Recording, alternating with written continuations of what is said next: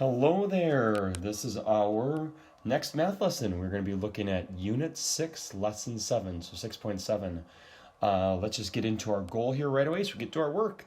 Let's start reading it. I can solve single. Ready? I can solve single, or one, and multi-step, two or more problems.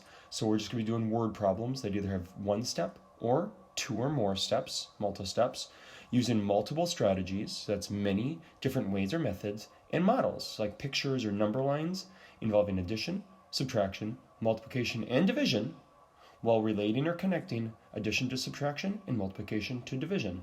So really we're going to be just solving word problems, and just to let you know, multi-step. We are going to be working all multi-step today. So we're really going to be working on word problems that have two or more steps, and using multiple or many different ways, strategies to try to figure out this. Also, there's like finding those connections between addition and subtraction, and then multiplication and division. Okay, so getting into our work, if you haven't gotten your pages yet, it does start on page 413. And I'm going to start by reading the orange on top. Write first step questions. Write the first step question and answer, then solve the problem. Ooh. So, it's kind of cool because when we first did this, this was way back at the beginning of the year when we started looking at multi-step problems. We would break those big multi-step problems into two parts just to help us learn a little bit more about how to solve these kinds of problems. So I'm going to read the problem here, and I'll do some underlining too. So the orchard has 8 rows of apple trees. Okay, so 8 rows of apple trees. There are 7 rows with 6 apple trees. Okay. And 1 row with 4 apple trees. And the big question sentence is, how many apple trees are in the orchard? Okay, well, one of the things I always like to do is I like to think, okay, well, what is my final question? What do I have to figure out at the very end? Well, I need to figure out how many apple trees are in the whole orchard. So I know that there are 8 rows of apple trees, but I don't know for sure like how many apple trees go in each one. So first I gotta figure out, okay, so I need to know how many apple trees are in the whole entire orchard, but what do I have to figure out first before I can even get that one? So I know there's 8 rows of apple trees, but 7 of the rows have 6 apple trees, and 1 row has 4. So this is basically like 2 parts. Now it is talking about rows, so I could do like a fast array, which I think I am gonna do. So I'm just gonna do 7 rows, 1, 2, 3. I'll start up here. So 1, 2, 3, 4, 5, 6, 7. And there's 6 in each. 1, 2, 3, 4, 5, 6. So 7 rows, 6 in each. Okay? And then 1 row with 4 apple trees. So just 1, 1, 2, 3, 4. So just 1 and 4. Okay. So that's going to help me when I just draw that picture, that's going to help me. Another way, if you don't want to do an array like that, another way would be just doing, okay, well, there are 7 rows. 1, 2, change that, make it a little bit bigger. There are 7 rows. There's 7 rows. 1, 2, 3, 4, 5, 6, 7, with 6 in each. 6 apple trees in each of these. Be another way to think about it. And 1 had 4. Okay, so that'd be another way to kind of think about it. Just to help me figure this is all about just me kind of in my head creating that mental picture. Now, you might not do that. You might not make those pictures. I recommend you. I really, if we're in class, I'd be wanting everyone to show me pictures. Doing pictures really can help you imagine how these problems work, especially when you have multi-step. I mean, when I look at that immediately in my head, that's what I start imagining. Okay, what is this apple orchard going to look like? Well, in my apple orchard, okay, there's 7 rows, 6 in each for those 7, but the other one has just 1 row with 4 in each. Oh, okay. So I can kind of imagine what this apple orchard looks like then. There's like 2 parts to it. Or like over here, here's one part of the apple orchard, here's the other part of the apple orchard, and I'm gonna have to put this whole thing together to get my total.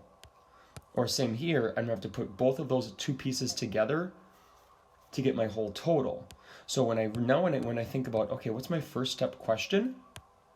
Oh, well, my first step question is,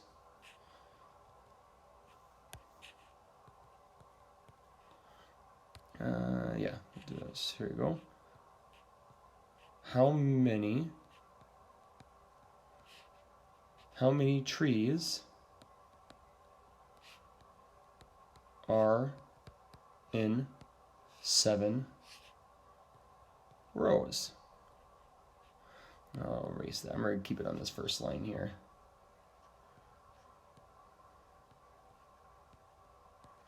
Okay, so how many trees are in the 7 rows? Well, in the 7 rows, if there are 7 rows with 6 in each, well, I know that answer is 42. So that's my first answer then, 42. That's 42 trees. I can even write trees right there. Okay?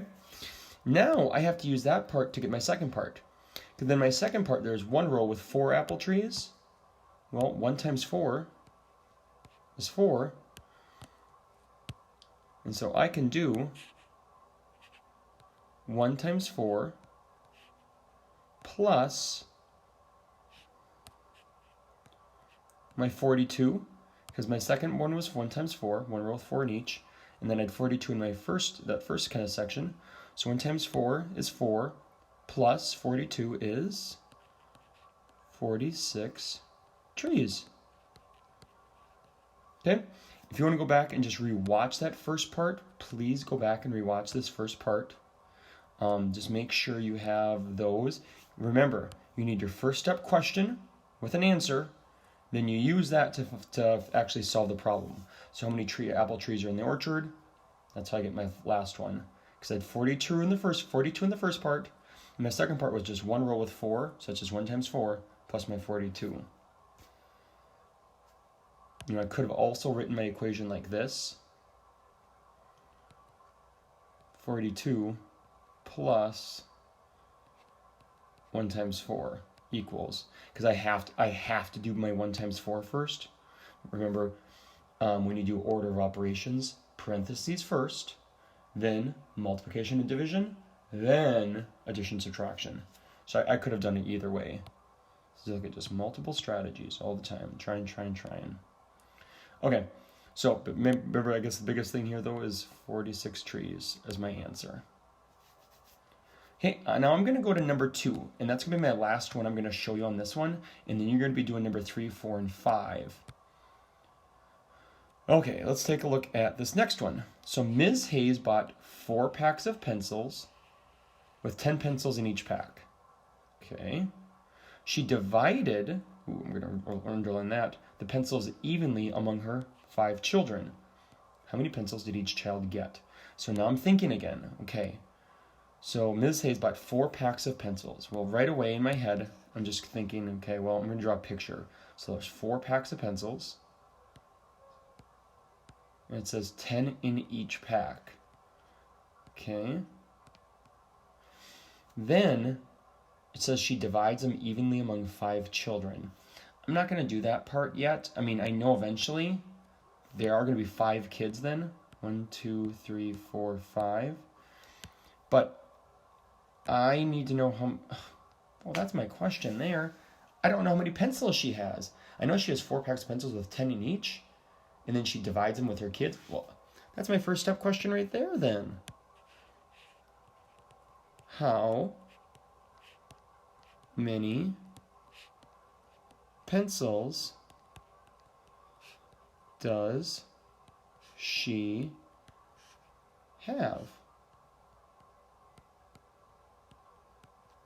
Okay, well, I know, so if there's 4 packs, 10 in each, well, 10, 20, 30, 40.